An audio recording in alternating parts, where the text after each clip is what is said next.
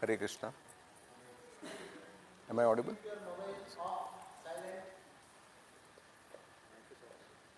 Hare Krishna.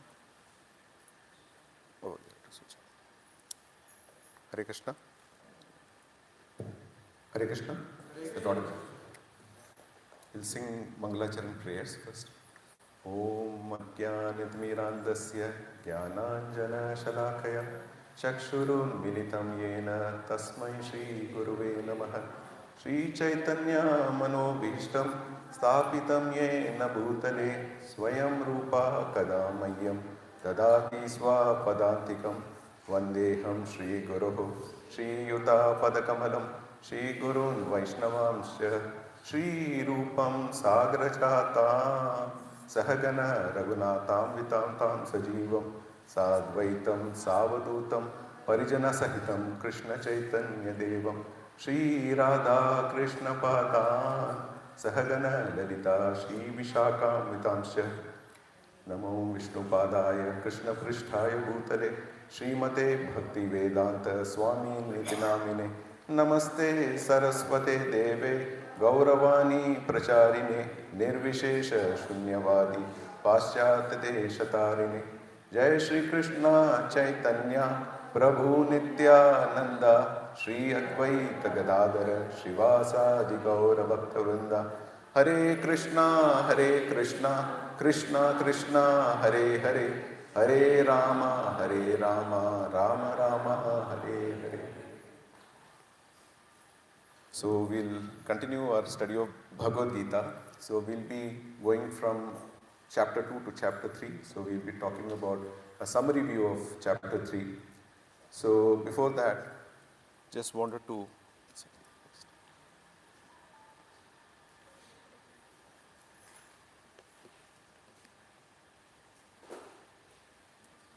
give you a summary view of what is there in chapter 3.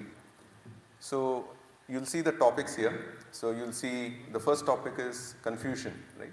Arjuna's confusion between work or detachment. So work is activity, detachment is should I stay away from doing any work? Can I just retire to forest? So Arjuna is having that confusion. And Krishna says, do both. So Krishna has always got an answer for every question. So he says, work with detachment. It's not work or detachment, work with detachment. So Krishna, that section we'll see how Krishna answers Arjuna. And then the third is cycle of sacrifice. So within the second topic, there is extensive mention of yajna. Right? So Krishna wants to elaborate. What is the purpose of yajna? Who are we trying to satisfy? So we'll cover that in the cycle of sacrifice. And then the next one is, if you consider when Arjuna asks this question, should I do work or detachment? So Arjuna is asking whether I should do karma yoga or jnana yoga. So Krishna says that though you may be eligible, you may be qualified for jnana yoga, but still you need to do karma yoga to set the right example. So that we'll cover the fourth topic. And the last one is more about in our spiritual progress, how do we even go up the ladder system, right? So we see a lot of impediments. So the biggest impediment in this climb over this ladder is basically the desire or lust. So we'll cover how we can attempt to fix this, how we can actually mitigate the risk of lust in our lives. So we'll cover these topics, 5 topics we'll cover. We'll try to see, how much time do we have, Prabhu? Okay. So we'll go to the first, Arjuna Uvacha Jayasi Cheta Karmanaste Mata Buddhir Janardana Tat Kim Karmani Gore Mam Niyojayasi Keshava. So Arjuna is asking, basically, see, you have emphasized about Buddhir. You talked about Buddhi Yoga in chapter 2. So Krishna talks about in the summary study of Bhagavad Gita, we saw a lot of topics.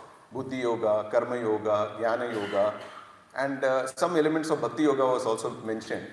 But there are too many topics being introduced in chapter 2. So Arjuna is asking for a clarity. You've talked about so many things. So do you want me to do Buddhi Yoga? That is, do you want me to give up, renunciate, become a renunciate, or you want me to do basically engage in these activities. And what are these type of activities? It is gorema. Gorema means ghastly warfare. So why do you want me to get involved in this ghastly warfare, right? And if you always said that um, um, the fact that you emphasized on Buddhi Yoga, right? The fact that you have to be focused uh, using Buddhi, you should basically, Vyavasatmika Buddhi Eke Ho Kurunandana. So you always been saying that you should focus, you should use your Buddhi Yoga. So please debunk this confusion and give me clarity. So that's Arjuna's question. So this is the premise, this is the context for chapter 3. So in this, Arjuna is trying to make a case, I will not fight, I will beg. Now, if you look at Arjuna's Varna and Ashram, right? From a Varna perspective, Arjuna is a Kshatriya. And from an Ashram perspective, he is a Grihastha. So, he is not actually entitled to go beg and become a renunciate. But he is asking that question, I will not fight, I will beg. Right? He says that I do not have any desire for the kingdom. So, why should I actually try to attempt to do something? Right? So, Arjuna is asking these basic questions. And essentially, he is making a logic on this part.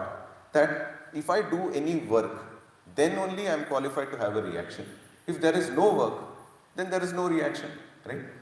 So, for example, if I have no hunger, what is the reason for me to even go towards a food stall?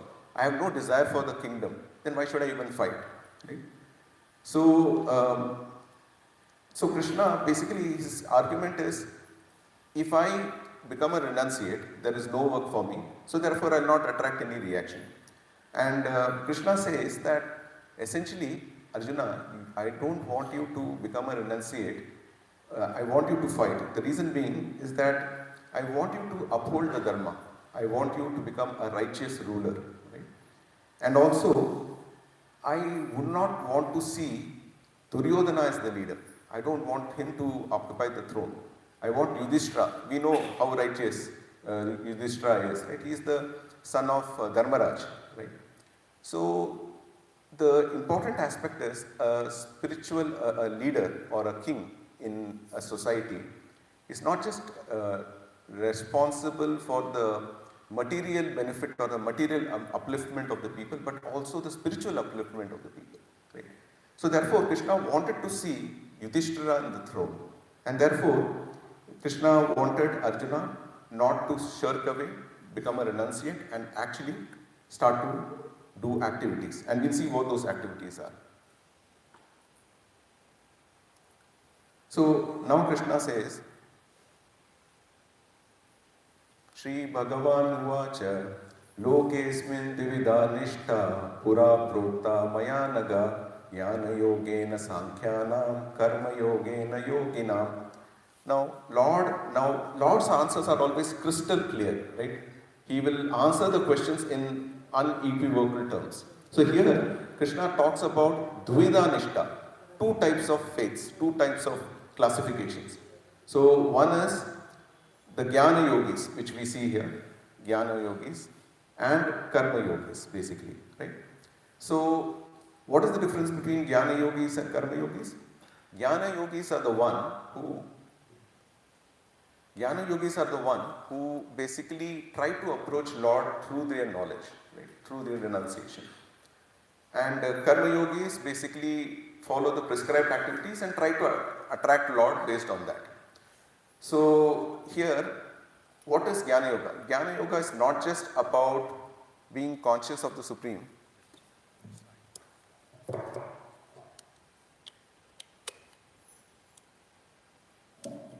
Hare Krishna. So Jnana Yoga is not just about being conscious of the Supreme. We've seen in chapter 2, right, how there has been extensive elaboration of body versus soul, right? So it's about spiritual consciousness. It's about the fact that we are away from the matter, we are aloof from the matter, we have to be detached. The fact that there is there are spiritual duties, there is an aspect of how to know the Lord, how to approach Him. So all this all these falls around the concept of Jnana Yoga. Now because of their advanced spiritual understanding, they are renunciates. No karma applies to them, they are not bound by any activities. While karma yogis essentially have to basically look at their prescribed duties, whatever is assigned to them, right, based on varna and ashrama, they have to comply to that, and therefore they will be able to approach the Supreme Lord and satisfy the Supreme Lord based on that.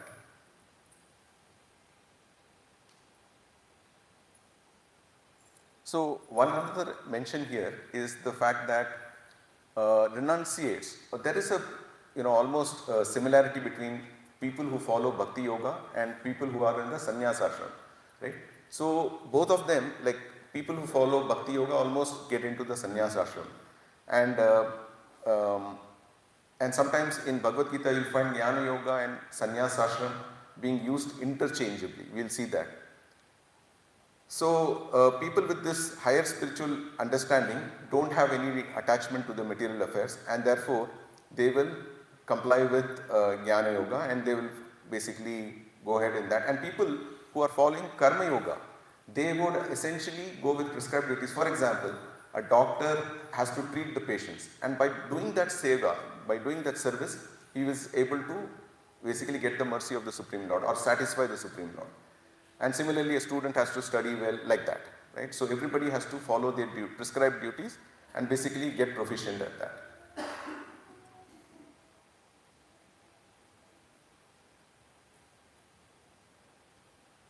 So essentially, what happens if someone basically has not gone to the level of Jnana Yoga? He's still in Karma Yoga, but even if he tries to announce activities prematurely and try to make an attempt to get it to Jnana Yoga, the problem is that we cannot sit quiet without work, right? They definitely will feel compelled to do some activities. So it is very unnatural for anyone to be in a mode of inaction. So there is always this constant aspect that one will want to do something. Just try this out. Even if you want to sit and meditate for 10 minutes, the mind will be tormenting you. There are so many thoughts that comes to our mind. So it's never possible to have a dull moment, right? So devotees, so here in this shloka, na hi kaschit shanam api jatu tishtatya akarma krit karyate hi avasa karma sarva prakriti jair gunaihi. So everyone is forced, almost compelled to do activities because they can't sit quiet, right? They have not progressed to the concept of Jnana Yoga, but in Karma Yoga, they basically, they are in transition between the two. So they will be forced almost helplessly to act basically. So as you see in this picture, whenever they act in a Krishna conscious way. They don't act, they would never get involved in activities which are binding, and we'll see which activities are binding, which activities are liberating. Right?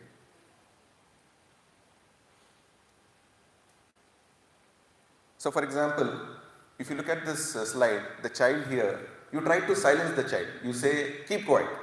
So the child, the child mind is very chanchal, right? They will not be able to sit quiet in one place at all. So they will immediately, after 10 minutes of silence, they will start to again, get into mischief, right? So that is how we work as per our inherent nature. And Krishna wanted Arjuna to act as per his inherent nature, whatever is natively suited for his character. So therefore, he has to work because he is a Kshatriya, right? Kshatriyas cannot renounce and go in the forest. They will be impelled by seeing a boar or some wild animal, immediately their Kshatriya flavor will come out immediately, and they will want to seize upon the situation. So it's very difficult to act against what one's inherent nature is, and that's what Lord is saying here. So now what happens if someone is essentially doing something which is not inherent to his nature? So here we see one Baba who's smoking hashim, right? So what is he? So it's covered in this shloka. Karmendriyani samyamya ya aste manasa smaran indriyarthan vimudhatma mityacharah sa uchyate So here there's a mention, karmendriyani samyamya, in the sense, the aspect of the fact that if we restrain, karmendriyani samyamya, basically we are externally trying to hold our senses, just like Krishna talks about how senses have to be withdrawn, like just that way tortoise does when it sees a danger. So they will also do that. They will basically act very civic in a public way. But ya aste manasasmaran. But their mind is still always meditating on material things, material sense objects basically. They are not gotten out of it. Indriyarthan vimudatma basically. So mityachara sa uchyate. So such people basically who act in such way where they are almost hypocritical, they are basically deluding themselves and they are called mityachar, pretenders basically. So Krishna doesn't want any pretenders. He wants people to act as per their inherent nature. So imagine this. Let's say you are sitting and having prasad, and externally you announce to the world that I will take only non-spicy khichdi. Right? And the moment you get your prasadam plate and you just made yourself and you're sitting next, you see someone is having pasta. Right and left hand side you see someone who's having pizza, and someone is having sandesh, someone is having gajar halwa. So you're tempted, and you will either pounce on somebody's plate, or you will go back. Since it's all Krishna Prasad, you will go back and you will essentially have your heart's content. So Lord doesn't want this duplicity. He wants people to act as per what their inherent nature is. So He definitely doesn't want us to become mithyachar, right? And so He wants Arjuna to act as per his swabhav, which is the fact that he is a Kshatriya. And so one should never do a premature renunciation and should always be sufficiently without sufficient purification from material desires, basically. So another example here of mithyachar is essentially there are people who are in a particular ashram. So suppose somebody is in a brahmachari ashram, right, and he has sincere desire for some sense gratification, a regulated sense gratification, then it's apt for him to change his ashram, but live peacefully in that ashram, but not, meditate on sense objects being a brahmachari. So that's a good example. And Prabhupada talks about such pretenders use show bottle spiritualism to attract the innocent public. Right? So Krishna definitely doesn't want such kind of people. He wants people to act sincerely. Now, what's the remedy for this, right? If somebody has to act in such a way, how can he start to apply that? So Krishna says, work for Vishnu, for myself, right? And you can avoid that bondage. How is that bondage avoided? So it's covered in this shloka. Yagyathat karma nonyatra loko yam karma bandhanaha tadartham karma kaunteya mukta sangha samachara.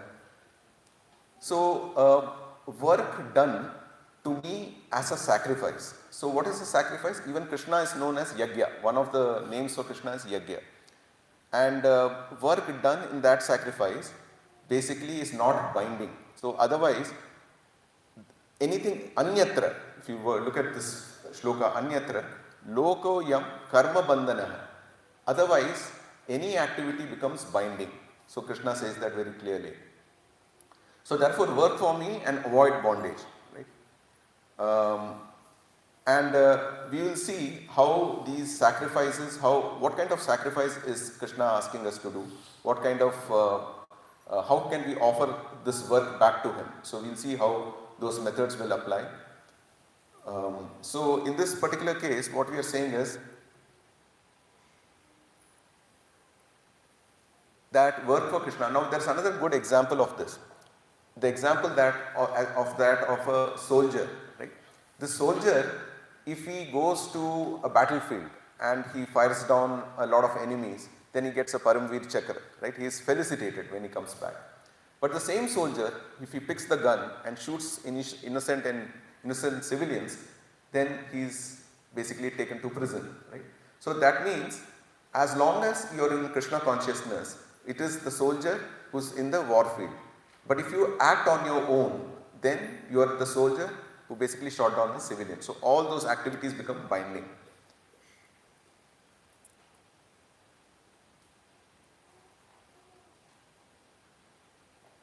So now we'll start with the cycle of sacrifice. How is this tied with the previous section? Now we saw the word yajna, yajnartha karmano, anyatra, right? So yajna means sacrifice, yajna also means the name of Krishna. So Lord has given us an ecosystem where He has created human beings, He has created devatas, He has also created the process of sacrifice. How? For example, it's a self-sufficient ecosystem, right?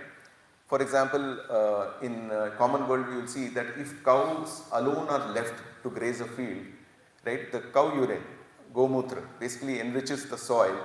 It allows more grass to be grown, and the cow again eats the grass, again it enriches. So it's said that if a cow is left unattended, right, in a field, that field's fertility goes up n times over. Right? Similarly, Krishna has basically given us an ecosystem where He has created devatas. So in chapter 7, 8, 9, He says that I am the Adi of all the devatas. I have appointed them at various designations.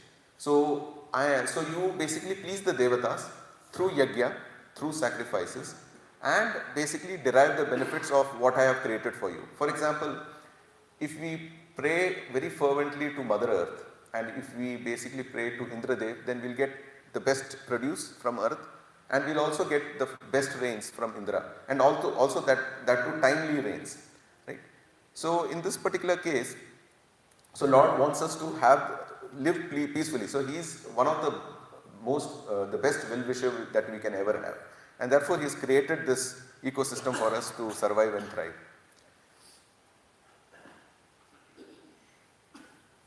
So what happens if someone doesn't offer back, he doesn't do a sacrifice? What is sacrifice? It's essentially an act of gratitude, right? If someone is not grateful, then what is he? He's a thief, sthena.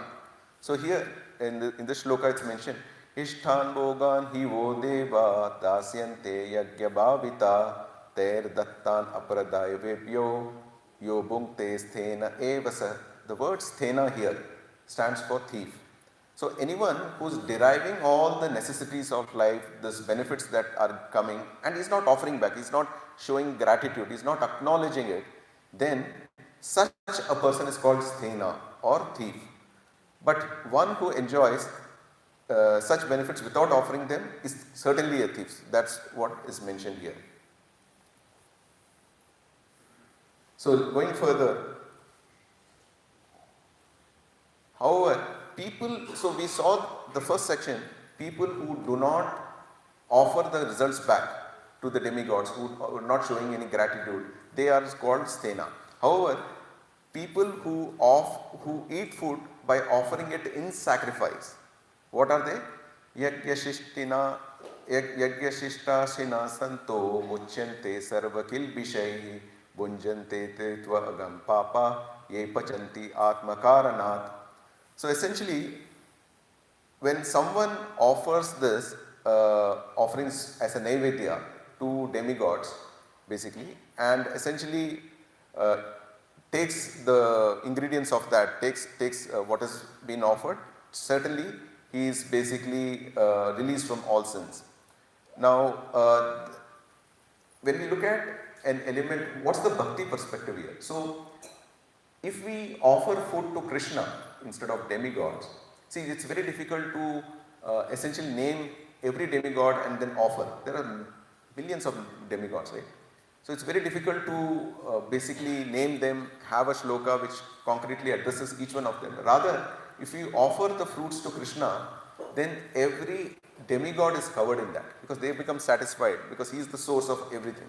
So the bhakti perspective is that offer things as bhoga, they become prasadam, partake with that.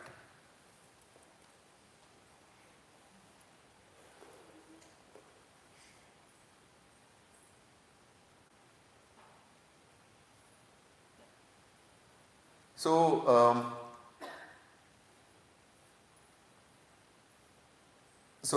in this particular case, we'll just go to the next one.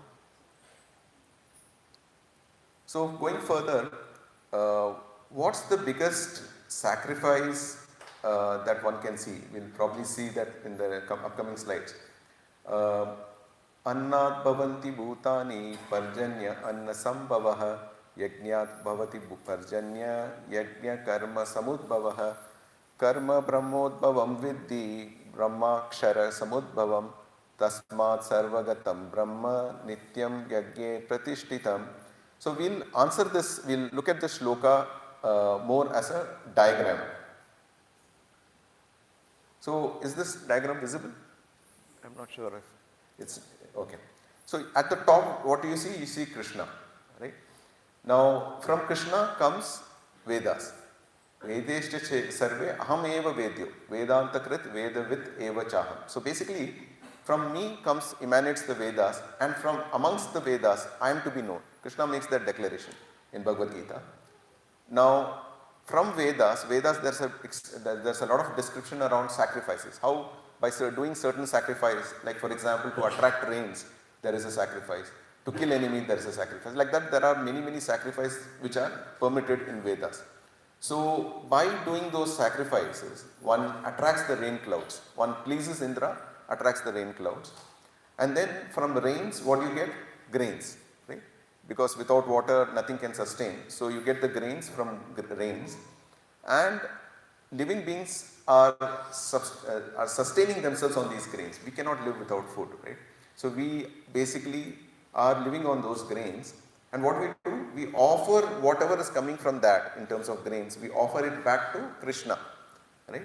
And Krishna gets pleased, and when Krishna gets pleased, who gets pleased? All of us, right? So, so this completes the cycle of sacrifice. Why this cycle of sacrifice is mentioned? Because it starts from the fact that we discussed a couple of slides back that anyone who doesn't offer gratitude or sacrifice, he says thena, a thief. We don't want to be thieves, right? And it also mentions that when you offer something as sacrifice, it's a karma bandhana. So you are basically, it's liberating. All those activities don't bind you at all. So when such mention of yajna is mentioned, we need to understand how does it work, what's the workflow of yajna. Then we will be able to do this sincerely. So the Krishna's intent to show the cycle of sacrifice is to give us the method, and so that we are able to appreciate the method, and then we will be able to do it more sincerely. So that's the whole intent here. Now, which is the best sacrifice we can do, right? If we look at modern times, everything is corrupted, right? We not able to, food stuff is not clean. There's so many things which are going wrong, right? But one thing which has remained unadulterated even today is the holy name. So the best sacrifice all of us can do is the Nama Sankirtan, right? And that's why before we started this session, all of us took 108 holy names, right? So let's chant Hare Krishna, Krishna Krishna, Hare Hare, Hare Rama, Rama Rama, Hare Hare. So let's chant very sincerely so that we are able to do the best sacrifice for Krishna and basically get into this karma bandhana where we are liberated. And the intent is not just liberation. I'm just saying that superficially. The intent is to please Krishna. Liberation is just a side effect. Now, Arjuna asks that is Arjuna qualified for Jnana Yoga? How many feel he's qualified for Jnana Yoga? How many? Yes. Okay. So, what's the thinking behind him being qualified for Jnana Yoga? As a disciple of Lord Krishna, Yes, he has surrendered totally. Yes. And since a long time he is in the company of Lord Krishna, since birth, so he is a best student who can receive Bhagavad Gita. Yes. So Arjuna is detached. We have also seen how he dealt with Urvashi. Urvashi is a very attractive lady, but Arjuna said, "You are like my mother." Only a detached person can say that. And also, Pandavas are eternal devotees of the Lord. So they are not so much adamant about this kingdom, right? They are okay. In fact, they have stayed in exile for 14 years. They have been used to forest world, etc. So Arjuna is definitely detached. He is definitely wise. He is mature, right? And he can control his urges, he can control his senses. So he's absolutely qualified. Now, Krishna says, you may be the most qualified for Jnana Yoga, but I want you to still do Karma Yoga. Why? So that is answered in the next shloka. He is a Kshatriya and Kshatriya has to fight for the dharma and dharma Yes. and cows. Yeah. So it's mentioned here that now Krishna describes, now Krishna has switched into a section where he is making a case for Arjuna that though you are qualified as a Jnana Yoga, you still should do Karma Yoga to what? To basically set an example for others. So if you consider a if condition, right? The if condition was, the first section was more about the fact that you basically need to do Karma Yoga because it's liberating, because it's easy to do, because it's your Swadharma, all those bits were covered. Now in the else condition, it's same as holding the first set of, what came just after if condition. The else block is actually redundant here because the explanation is the fact that you should not do Jnana Yoga. So here also Krishna makes that though you are completely eligible for Jnana Yoga, I would want you to do Karma Yoga because I want you to set an example for others. So that and here Krishna makes a start with these shlokas about who's a Jnana Yogi, right? He's making a case for that. So yastva atmaratir evasya atma triptasya manava atmani evasya santushtas tasya karyam na vidyate naiva tasya kritenakto nakritene kaschana na chasya sarva bhuteshu kaschit artha vyapashrayah. So essentially, who's a Jnana Yogi? It's there in the next slide. Atma Ratir, Evasyat, who takes pleasure in the self. Almost all of them are similar. Atma Triptas, self-satisfied, right? In the one who's self-realized, and Santushtasya, who's self-satisfied. All Atma words you'll hear, right? Because it's referring to a Jnana Yogi, right? For him, there is no duty. For a Jnana Yogi, there is no activities to be performed because he is self-satisfied. There's nothing that he needs to do, right? So Krishna is qualifying all the Jnana Yogis here. Now, Arjuna is asking Krishna a question that you want me to be a Karma Yogi, right? And you are saying that I need to set an example for others to follow as a Kshatriya. Has anyone else done before me? He's asking that question. Someone has done it in the past. We always want that, right? We don't want to be the first guinea pig, right? In anything. We want if someone has done it, I'll do it. We want that assurance. So Krishna said, yes, King Janaka has done. And also I have done, Arjuna.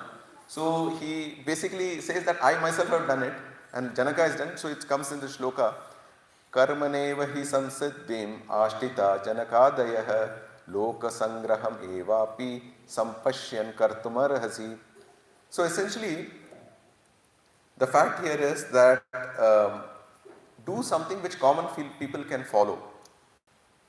So let's take an example. So Krishna says, let's say there is a student, right, who's brilliant, right? And this student has always studied throughout the year. He has been nailing the subject, but a day before exam, he hardly bothers to touch the book because he's so well prepared. He can walk into the exam, get full marks. So a dull student looks at the student and sees him just a day before the exam, right? And then he sees that he's whiling his time. He's seen to be a brilliant student. Let me also follow him. What will happen to the dull student? He's never read the book through the year and he walks in almost unprepared. He's bound to fail. But the brilliant student, even though he doesn't have to prepare a day before, he will crack the exam. He'll come out with flying colors. So what Krishna wants Arjuna to do is not show that part. So he says, Arjuna, you are like that brilliant student. Even irrespective of Karma Yoga, Jnana Yoga, you will come out with flying colors. But what example are you going to set for people who follow? Right? So therefore, he takes the example of Janaka Maharaj. Now Janaka Maharaj essentially is always thinking of Lord Ram. Externally, he's dressed as a king. Right? He has all this royal dress, royal attire, many queens, big empire. but internally he's detached. Right? He's not carrying any head weight of all these titles, padatis, all those things. Right? So he takes Janaka Maharaj as an example in suggesting how one can actually set an example for others to follow. Right? And Janaka Maharaj, though from his, he's completely qualified to become a Jnana Yogi, but he's doing a Karma Yoga to set an example for others. So another example here is that when we look at a teacher, right? The teacher essentially takes a student and basically she puts the hands around the student's hand and makes the kid do A, B, C, D. So Krishna wants Arjuna to be that teacher who will basically look at whom every kid, every Jivatma looks at and sees that how I have to lead Arjuna's life. I have to be how Arjuna was. Right? And basically take a lot of inspiration from him. And when you look at Krishna's own life, right? Krishna being, he's not in the three worlds, he has no duty to perform. Right? He's completely, he's not duty bound at all. But when he was a Brijavasi, when he was in Vrindavan, he did Gauraksha Vanijyam. Basically, he functioned as a farmer, as a cowherd boy, right? And when he actually moved to Dwaraka, he became the king. He was the Kshatriya. He took care of 16,108 wives. He ensured every aspect of their needs are fulfilled. He took care of the Praja. He took care of Pandavas. He took care of so many. So there's no the list to which Krishna was adherent is infinite, right? And though he's not bound by any activities, to set an example, basically he did all this. He mentions this to Arjuna that, Arjuna, if I don't do this, people will use my example, malign me, and essentially get away with anything. So Krishna wants to make sure that he sets the right example for others to follow.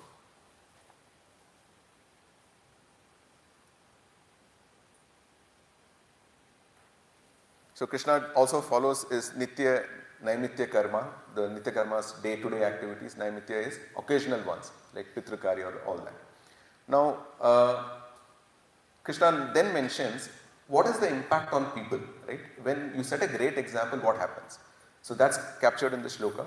Yad yad acharati shreshthas tat tat evetaro janaha sayat pramanam kurute lokas tad anuvartate.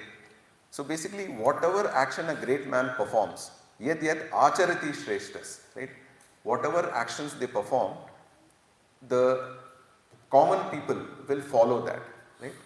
And yet pramanam kurute, whatever exemplary acts these great men set as an example, lokas tad anuvartate, that will basically become the standard for anybody else, right? How are the standards defined?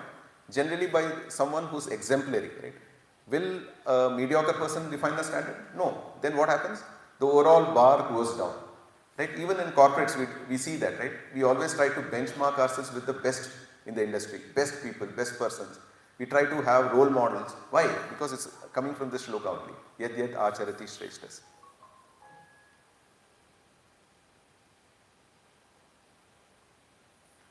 Now, we covered that, how Krishna engages in work, but we'll still cover the shloka. Na me parthasti kartavyam trishu lokeshu kinchana nana vaptam avaptavyam varta eva chakarmani. So basically Krishna we've already talked about it, that though there is no work prescribed, he does everything to set an example.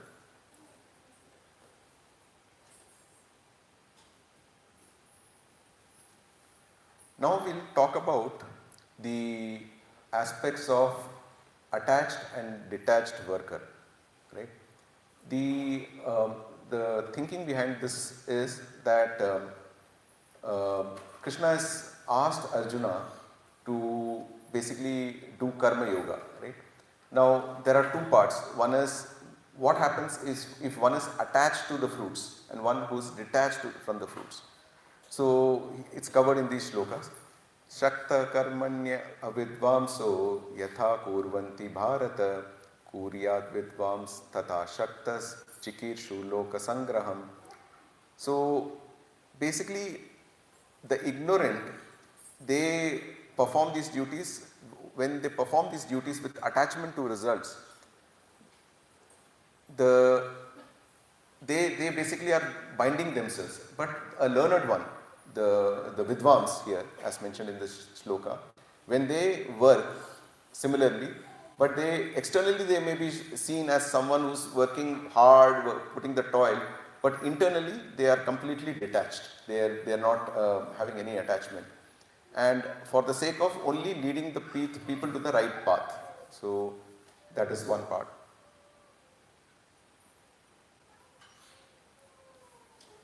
So now, what happens to, so we saw there are two sections, right? People who are attached to the results, people who are detached from the results.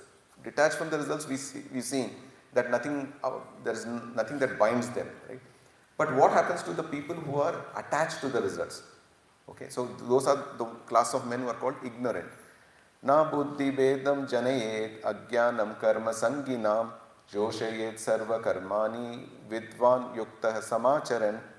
So Krishna says that don't disturb them, Arjuna, right?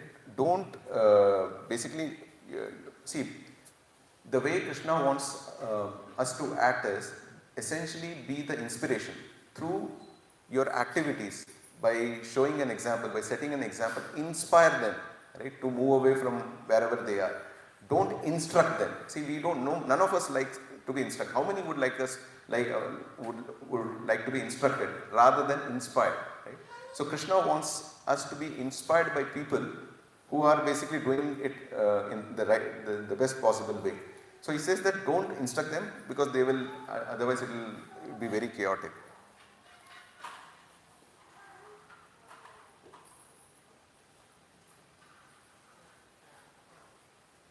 So what happens is, such people, they think they are the doers, right? The ones who are attached, they think they are the doers, and that is covered in the shloka. Prakrite kriyamanani gunai karmani sarvashah ahankara vimudatma kartaham iti manyate. Now, if you see these three ladies in the photo, right? There is tamas, rajas, and satya. Satya, basically the three modes, right? Sattva, rajas, tamas.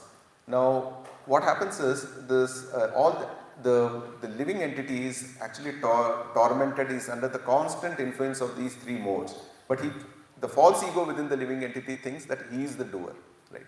So the people who are attached will always carry this philosophy, and so Krishna is mentioning that they are not the doers. Basically, who else are the doers? So one is the Prakriti, which is mentioned here. Then there is their own body, and there is sanction from the Lord, right? So therefore, they are not the doers. Essentially, there is a whole ecosystem around them, which is part of the doership, which we will cover further in our shlokas.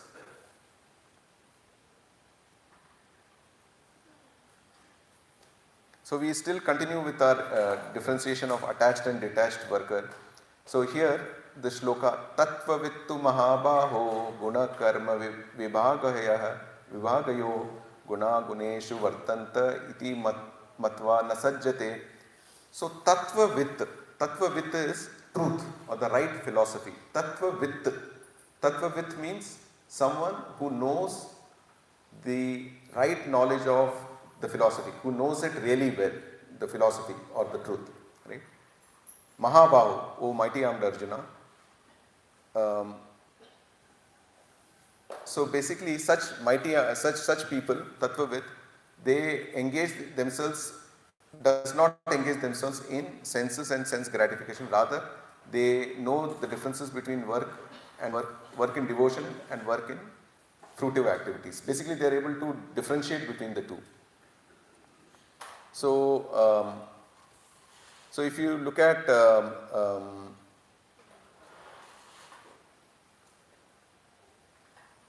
so they essentially do the needful, but they are completely detached from the material world, basically. So Krishna takes example of a lotus leaf, right?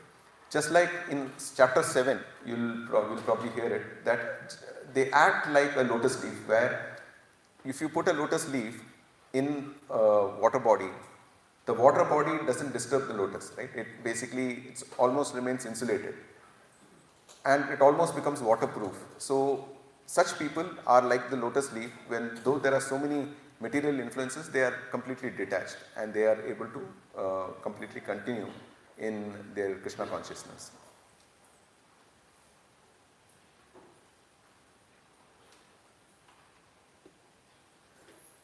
If at all there is one shloka which is the most important in this whole discussion, even if you don't remember anything else from this discussion, but if you remember this, I think I'll consider this talk a success, right?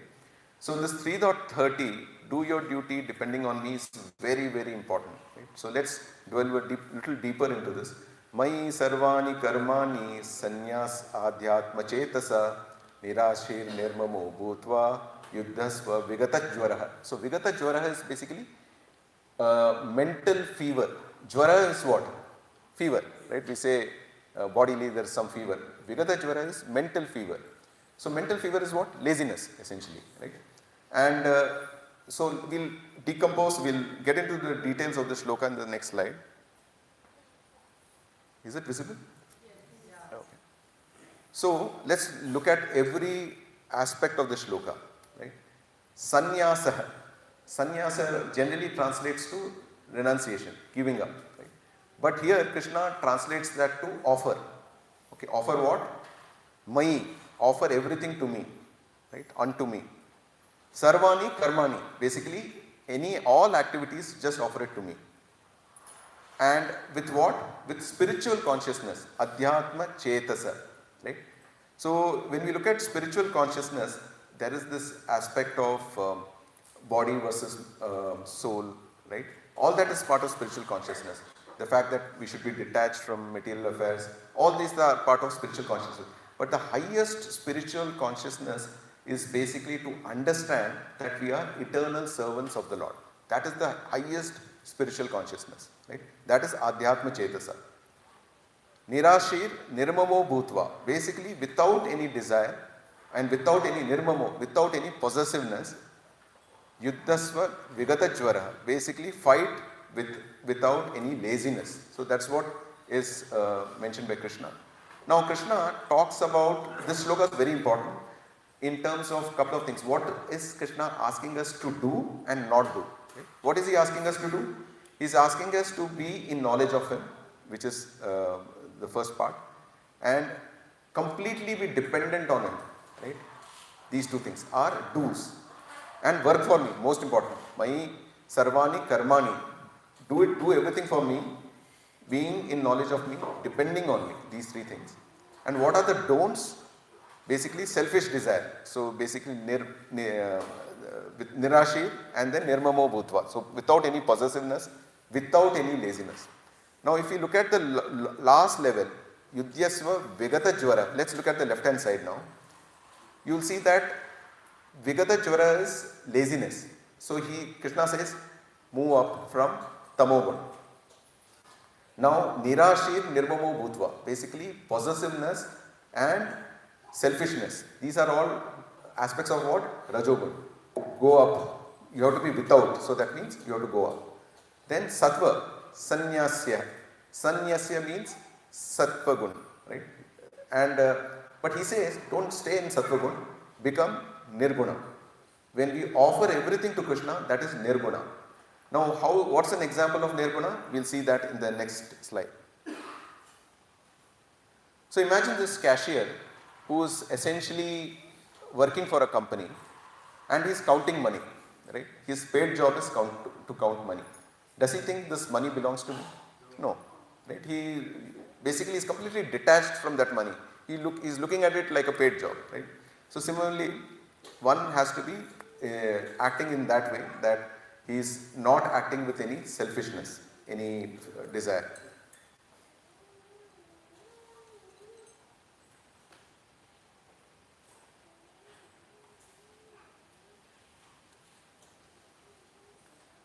So one more aspect that we will see is the fact that when we act in detachment, so somebody may say, there's a lot of wealth, right? I don't want this wealth. Okay, he stays away from them. That's also okay. But what if somebody uses that wealth in Krishna's service, right? So rather than saying that, no, I don't want it, okay, let this all come to me, let me use this in Krishna's service, let me see how to please the Lord. So he'll use his physical abilities, his mental abilities, his wealth, everything in service of Krishna. So that is what Krishna wants as part of Nirguna, right? The one where everything is left to Lord, right? So if you have wealth, you can buy ornaments for the Lord, you can buy flowers for the Lord, we can actually dress the Lord to our liking, etc. So, go to the next one. Now, one thing that will come as an obvious question in the 3.30 is, I have to act without possessiveness, I have to act without any selfish desire, and I have to give everything to the Lord. Then how am I going to get pleased, right? What's in it for me, right? We ask this question, right? Any activity is given, we first ask, is there anything for me? Am I going to be benefited, right? Otherwise we are not driven, right? Even in corporates, there's a good bonus plan that is given, only then everybody is driven, okay, let's meet the targets. So how do we look at this? So here, what is being mentioned is that when we please Krishna, if we love Krishna and we want to please him, then when we please him, we get that pleasure back. And we work towards that pleasure. That is our incentive, right? So rather than if we basically say that I need to achieve this, I need to achieve that, then what happens is that karma becomes binding on us, right? But if we work towards the satisfaction of the Lord, then what happens is that by giving pleasure to the Lord, we feel a sense of pleasure. For example, many of us are assembled here and many of us will take up to various seva. Now what's the incentive for doing those seva? Is there a monetary payment for this? No. Right? But why do we do that? The reason we do that is that when we please the devotees, through devotees we please the Lord, we automatically get a sense of pleasure. Right? And we work towards that. We all want to be blissful as Jivatmas. Right? So we are all part of the eternal Lord who is Sachidanand. So we also want to be blissful. We carry that bit within us. So essentially, and with what? With that Adhyatma Chetasa, which we saw, the spiritual consciousness that we are eternal servants of the Lord. Right?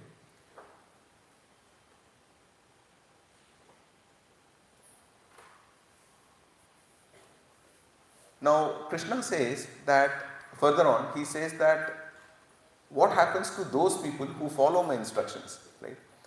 And here he mentions, Ye me matam idam nityam anutishtanti manava shraddhavanto nasuyanto muchyante te karma bihi. Essentially, when you follow my instructions with faith, without envy, then they become free from the bondage of fruitive actions, right?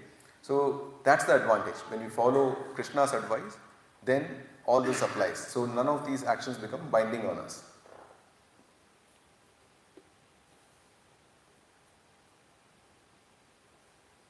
So there is two parts, right? Following Krishna's instructions and not following Krishna's instructions. That also Krishna mentions. Result of disregarding Krishna's teachings. Etvad etad abhyasuyanto nanu tishtanti me matam sarvagyana vimudam sthan viddhi nashthan achetasaha. So for those essentially who do not follow my instructions, they basically are befooled, vimudhams, right? That's the word. They get befooled, and they're bereft of all knowledge. Basically the fact that Viddhi Nashthan, they're ruined in their endeavors for perfection. Viddhi Nashthan Achetasaha. So these are the things, they get befooled, they are bereft of all knowledge, and all their endeavors are ruined. Now, is Krishna very hard in saying that? Initially he says that when you follow my instructions, all activities are liberating, none of it is binding on you. On the other hand, he says that they get befooled, bereft of all knowledge, all aspects are ruined, all efforts are ruined. So is Krishna a dictator? Does he want everyone to be following, like, no, he's the dictator and everybody has to be adherent? No, Krishna Okay. is not a dictator. Right. So Krishna is playing the role of a signboard, right? Signboard says go left, go right. Now left is full of thorns, full of poisonous snakes, and it clearly says if you go left, there's a list of things that could potentially happen to you. But if you go right, you have a very seamless journey. So when Krishna he's revealing the truth as it is, right? When he does that, then he's playing the role of a teacher, right? Whose instructions are basically going to save us the day. Right? So we have to see it from that perspective, because he's an eternal loving father. He never wants any harm to us. So therefore he's making it very evident in these shlokas. Now this aspect of whether somebody is pursuing karma yoga, there is this aspect of purification that comes to play. Right? Now, as neophytes, how do we start? Right? So Krishna makes a case for us also. Indriyasarte raga dvesho vyavastitau tayor navasam agachet tau hi asya paripantinau. So basically, he talks about two things, raga and dvesha. Both are unfavorable. Now, why is it called attachment and aversion, not detachment? The exact could be detachment. Why dvesha is not called detachment? It's called aversion. The reason is that detachment is a good thing, right? Being detached is a positive thing. It cannot be negative, while dvesha is negative. So, someone is aspiring for a sense object, right? So, he's got a raga, he's got an attachment. And anyone who comes between the person and the sense object becomes subject to what? Dvesha, right? Aversion. So it's not detachment, it's aversion basically. So Krishna wants us to, in the path of purification, basically come above, or at least do not come under the control of raga and dvesha, so that you get gradually purified over a period of time. And this is very important, because this is an era of lot of chaos and confusion, right? So what happens if we take up somebody else's prescribed duties, right? So that's mentioned here. Shreyan swadharma viguna paradharmat swa anushtithat swadharme nidanam shreyah paradharmo bhayavaha. So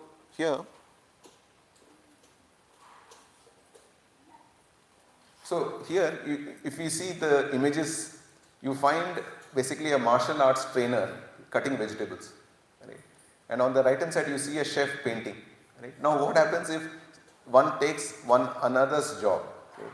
First is that Krishna basically doesn't want us to imitate. He wants us just to be sincere. So even if we do our prescribed duties with some faults, that is better than perfectly doing somebody else's job. Right? The reason is, we are all having our own swadharma, we have our own natural psychophysical conditioning. Right? When we go against that and try to do something, we will never be satisfied. There are many people, at some point I remember during this 2005 rush, when Y2K and all that was happening, people took to IT jobs. They were civil engineers, some of them were mechanical engineers, they all jumped into this race.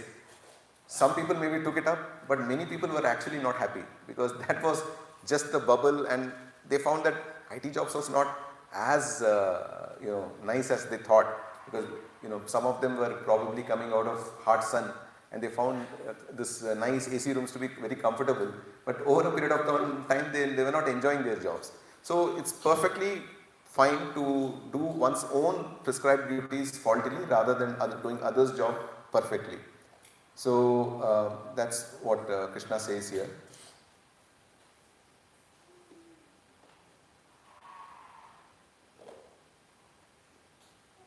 Another example here is that of Brahmana and Kshatriya. If they swap responsibilities, what happens? Right? None of them are going to be happy.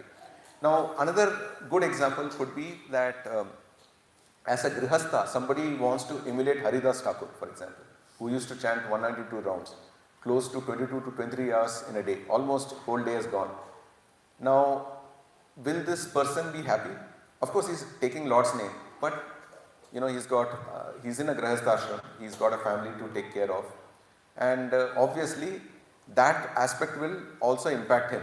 He can't sit and chant peacefully, right? Because there will be so many disturbance in the house that he has to give it up. So basically do what is your psychophysical nature, and do that even if you're doing it faultily. That is better than doing something else perfectly. So basically Krishna wants us to be sincere, not fall for imitation basically.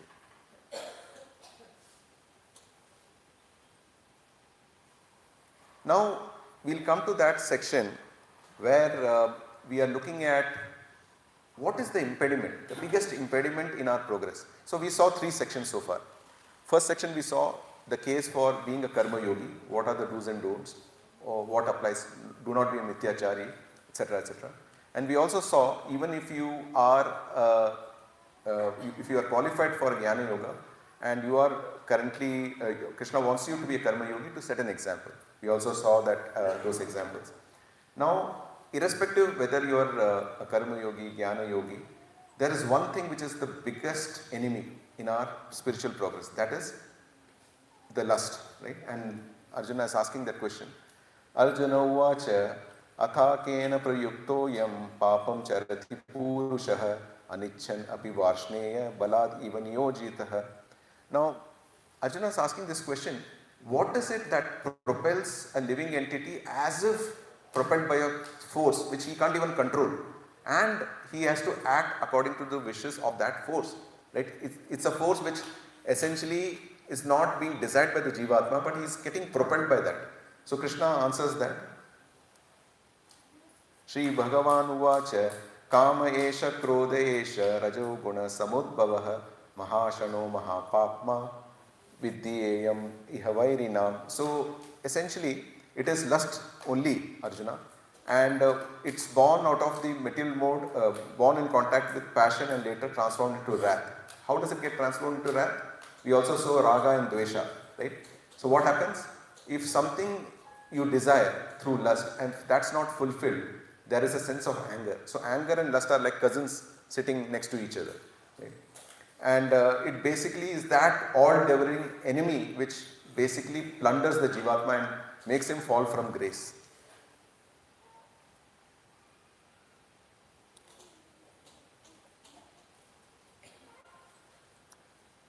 And here the definition of kama is not just the attraction for opposite sex. The definition of kama is intense material desire. For example, excessive desire for excessive wealth, power, fame, prestige, control, ownership, all that comes under kama, right? Including desire for opposite sex. So that expansion of kama is a little bigger than what we think usually it is. So here Krishna talks about, so when we ask any question to Krishna, he is going to answer it in all possible ways. So now Krishna talks about, before you destroy an enemy, you want to know how that enemy looks like, right? How can you otherwise deal with him? So here the degrees of lust is specified.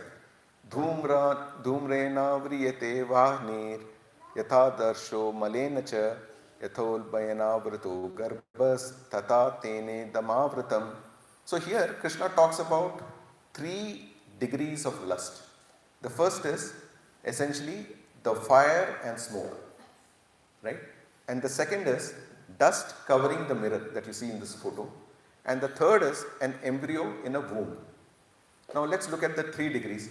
The first one, essentially when you are looking at a fire and there is smoke covering the fire, generally,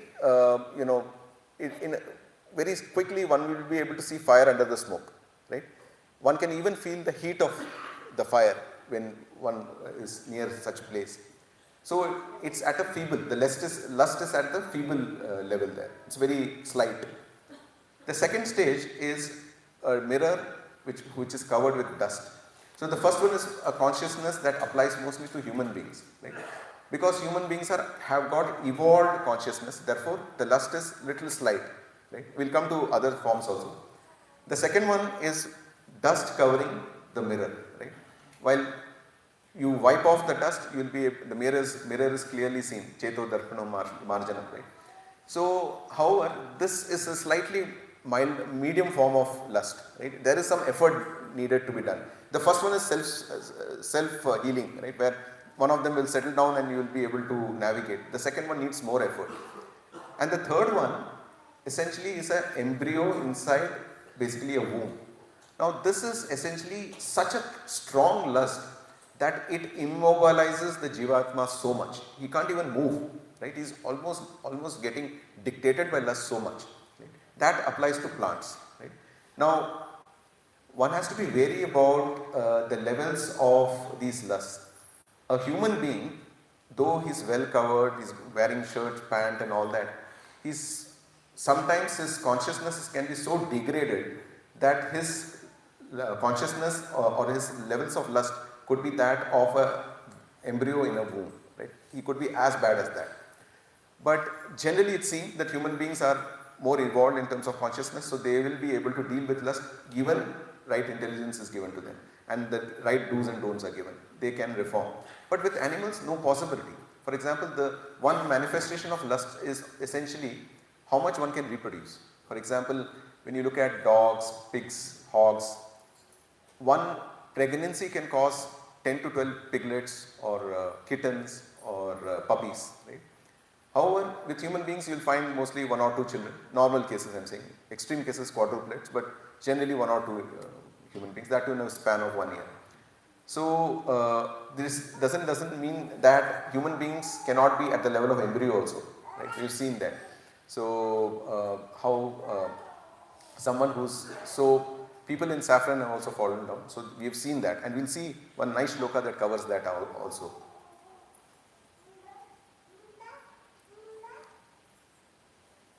However, in this aspect of lust, as we go up, right, from Bhuloka, Suvar, Mahar, Tapar, Satyam, and then finally Vaikuntha, does the lust order increase or decrease? It decreases. In Vaikuntha or Goloka Vrindavan, the lust is zero, right? There is no lust, no desires left, and people are only happily serving Krishna. So that's one thing to be talked about. Now, we saw the lust is the biggest impediment. We saw that there are degrees of lust. Now, where does this lust reside? We need to know the target. We need to know where this enemy is located so that we can uproot him. So, Lord says, Indriyani mano buddhir ashyadishtanam uchyate ether vimohayati esha yanam avritya dehinam. So, it's pervading all over. Indriyani, which is senses, mano, which is mind, and buddhi, which is intelligence. It's sitting in, these are the sitting places of lust, and through them we are able to, the real knowledge of living entities gets bewildered because they are sitting all across. Okay? So that's what Lord says. Now, how to control lust? So this is a very beautiful diagram which talks about couple of things here. One is the fact that there are senses which are outward region, which is basically symbolized by these horses, and mind is there behind them, and buddhi is controlling all of this, and Atman is very in an unbiased way looking at all these things. Now, one way to control lust, which Lord shares, is that one should actually refrain his senses from sense objects. Right? So once you withdraw your senses from your sense objects, then your senses are coming under control. So see, look at this way, that mind is like it's sandwiched between senses and intellect, right, between the two. So you have to exert influence from this side also and this side also. So one thing to be done is essentially withdraw your senses. Basically ensure that the sense is dissociated from sense objects, out of sight, out of mind, like that, right? So basically withdraw your senses to that extent. And the second is sharpen your intellect. How do you sharpen your intellect? By knowledge, essentially. Hey, this is the wrong thing to do. For example, somebody is picking up a gulab jamun, right? The senses are saying go take it. Intelligence says no, your sugar levels will go up. Immediately you withdraw. Right? So you have to exert the influence from both the sides.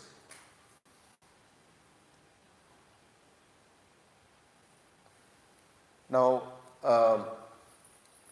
let's look at this shloka also. And this shloka will be explained in the flowchart that we see on the left. Indriyani paranyar ahur indriyepya param manah manasastu parabuddhir yo buddhe paratastu saha. So essentially this says that the matter, the dull matter, is basically the senses are acting on that dull matter, and senses, who's the king of all senses? Mind, right? So mind sits right above the senses, and then above the mind is intelligence, and above the intelligence is soul, right? So when we want to essentially control our lust, we have to exert influence, because the lust is sitting places mind and senses, right, and also intelligence. But we are ensuring a two-way pressure. One is by sharpening our intelligence and purifying our senses. There's a very beautiful shloka that even if we do all of it, can we succeed in our endeavors? Very difficult, right? Lust is so, it's like, as rightly mentioned, that it takes over one person and immobilizes him, right? He doesn't even know when it has immobilized him.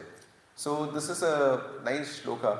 Kashayam cha bhojanaya niyaman novavane vasatu vyakhyanadhatava munim vratabara chittodbhava kshiyate kintu spitaka nindad shila tranaya tirena vikridatu govindasya padaravinda bhajana rambasya leshadapi.